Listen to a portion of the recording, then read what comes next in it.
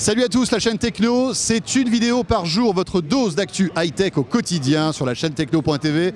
Nous sommes toujours au CES et nous sommes sur le stand de Panasonic qui visiblement est bleu. Hein. Ah oui, c'est un peu bleu, alors oui. C'est un peu le pays des Schtroumpfs, c'est aussi la couleur de Panasonic, la couleur du logo. Bon, pas mal de rumeurs ont circulé sur le web concernant Panasonic, notamment le fait que Panasonic arrêterait ses téléviseurs. On a lu ça sur le web, plusieurs journalistes ont remonté l'info. Il faut savoir que le marché de la télévision ne se porte pas très bien, c'est un business qui est difficile. Et bien justement, est-ce que Pana va arrêter la télé? Voici la réponse de notre responsable Panasonic France.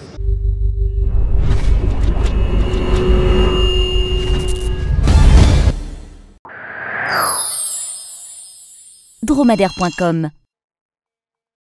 Au contraire, Panasonic ne se dégage pas de la télé, au contraire on va renforcer notre position. Panasonic historiquement était le principal acteur développement du plasma.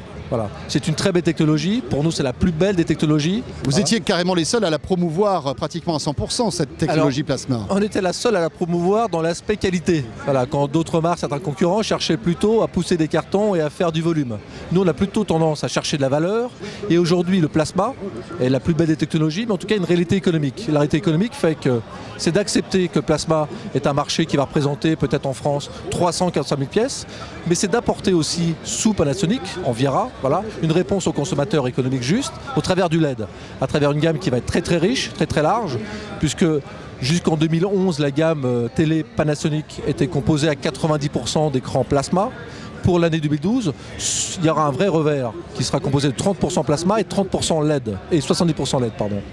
Donc avec une gamme LED qui va s'enrichir en termes de taille, en termes de série, voilà, puisqu'on va monter jusqu'à 55 pouces en LED, avec des vraies réponses sur le design, voilà, sur la 3D, voilà, et en gardant le plasma comme la moelle, en tout cas technologique, valorisante, en tout cas, de la télé.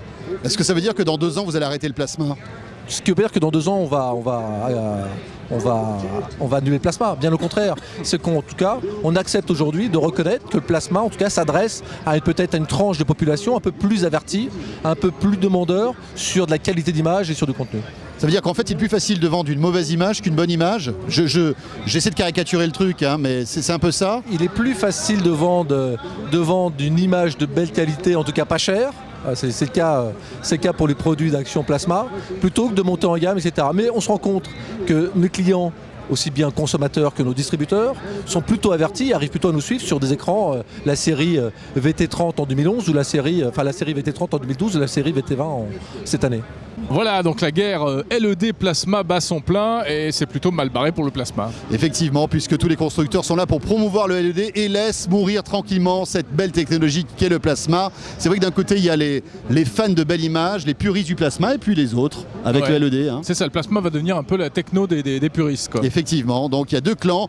Moi, je fais partie du clan plasma, les amis. Moi aussi. Nous sommes 2, donc. On va y gagner, tu vas voir.